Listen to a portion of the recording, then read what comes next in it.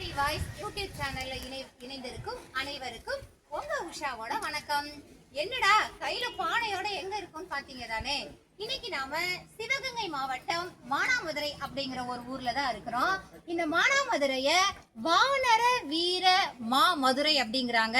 ஏன் அப்படின்னா முன்னாடி வானர கூட்டங்கள், அதாவது குரங்கு கூட்டங்கள் இங்க நிறைய இருந்ததாகவும் அதனால இதுக்கு பேரு வானர வீர மாமதுரைன்னு இருந்திருக்கு. பின்னர் அந்த பேர் மருவி மானாமதுரைன்னு வந்திருக்கு. இந்த மானாமதுரையில தான் உலக புகழ் பெற்ற மண்பாண்டங்கள் செய்யற தொழில் நடந்துட்டு இருக்குது. இங்க பார்த்தோம் அப்படின்னா இங்க பகுதியில இருக்கிற மக்கள் அனைவரும் இந்த மண்பாண்டங்கள் செய்யற தொழில தான் ஈடுபட்டு இருக்காங்க. ஏன் அப்படின்னா மானாமதுரையில சுற்றி இருக்கிற கண்மாய்கள்ல இந்த மாதிரியான மண்பாண்டங்கள் செய்யற அதுக்குண்டான மண் ரொம்ப தரமான மண் கிடைக்கிறதுனால இங்க உள்ள பீப்புள் வந்து இந்த மண்பாண்டங்கள் செய்யற தொழில ஈடுபட்டு இருக்காங்க. இங்க பாருங்க, இதுக்கு ஒரு பெரிய ப்ராசஸ். 2 நாள் மண்ணை போய் கண்மாய்கள்ல சேகரிக்கிறாங்க, அதை பதப்படுத்துறாங்க. அதற்கப்புறம் வந்து அதை திருகை அப்படிங்கிற கருவியில வச்சு மண்பானையா செய்யறாங்க. திரும்ப அதை 2 நாள் வெயில உலர்த்துறாங்க.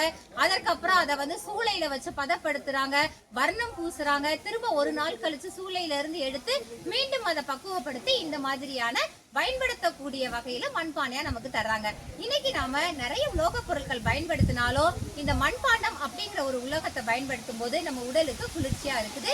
எனவே நம்ம என்ன பண்றோம் அப்படின்னா சிவகங்கை மாவட்டத்துக்கு நீங்க வாங்க, மானாமதுரையில வந்து உங்க வீடுகளுக்கு தேவையான இந்த மண்பாண்டங்களை வாங்கிட்டு போங்க.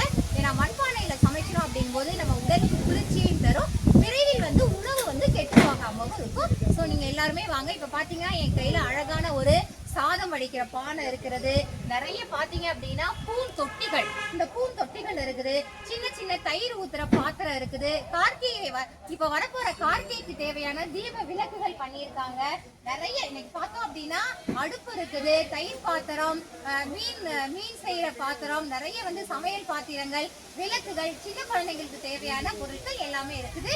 நீங்களும் வாங்க, மானாமதுரையில வந்து உங்களுக்கு தேவையான மண்பாண்டங்களை வாங்கி செல்லுங்க. மீண்டும் ஒரு பதிவில் சந்திக்கிறேன். அதுவரை உங்களிடம் இருந்து விடைபெறுவது உங்கள் உஷா மேடம். பாய்.